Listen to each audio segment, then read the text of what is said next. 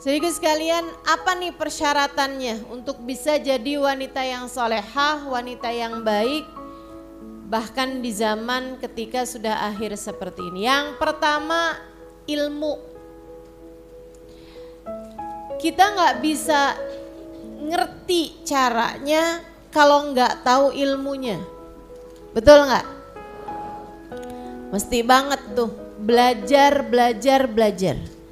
Jangan pernah berhenti belajar. Ibadah aja nggak pakai belajar, ngaco-ngaco. Dulu ada 2 orang bersaudara, laki-laki ya. Asalnya orang nggak bener terus tobat. Asalnya preman, mafia lah gitu, kriminal. Akhirnya keduanya bertaubat. Yang kakak bilang kalau gitu saya mau ibadah dalam gua. Yang satu lagi adanya kalau gitu saya mau ngaji di pondok pesantren, mau belajar sama seorang guru di pondok pesantren. Berangkatlah keduanya, kakak ibadah di dalam sebuah gua gitu ya. Dia bilang saya udah tahu caranya sholat, pas segala macam di sholat aja gitu, di ibadah aja di situ. Yang adeknya pergi ke guru gitu kan, berguru kepada seorang ulama. Dapat 2 mingguan, adeknya kangen sama kakaknya, jadi ditengokin lah kakaknya di dalam gua tersebut. Masuk aja udah kebauan. Wah, apaan sih ini, nggak enak amat.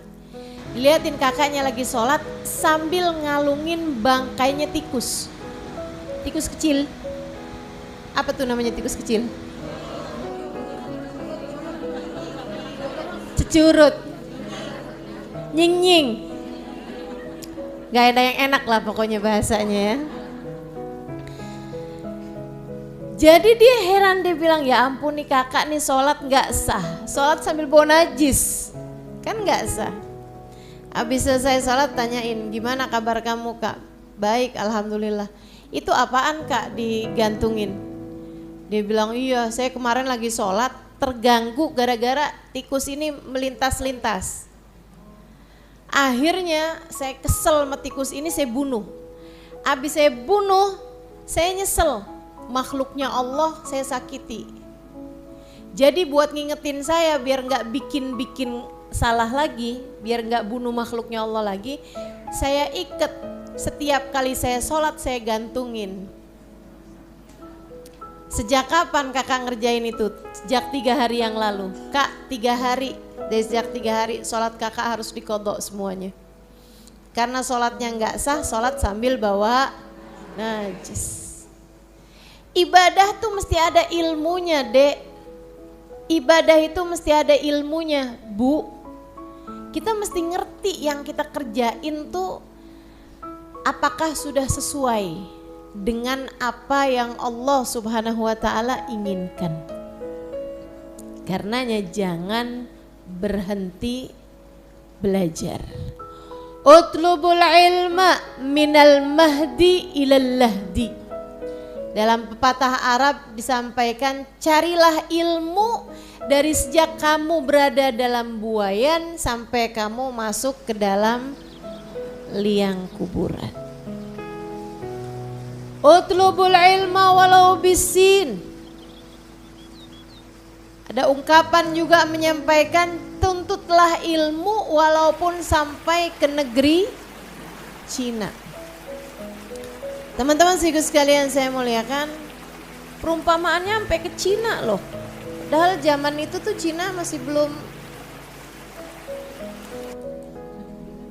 belum jadi tempat menuntut ilmu gitu, maksud saya.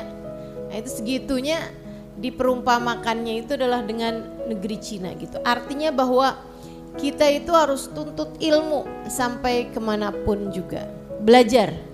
Terutamanya yang dimaksud di sini, yang saya maksud di sini dengan kalau kamu pengen jadi perempuan baik, kamu harus belajar. Maksudnya adalah ilmu agama hingga menjadikan kamu ibadahnya benar, keimanannya benar, hatinya benar. Itu 3 itu aja. Ibadah kamu secara syariat benar, keimanan kamu secara akidah benar, dan juga hati kamu secara rasa hatinya benar.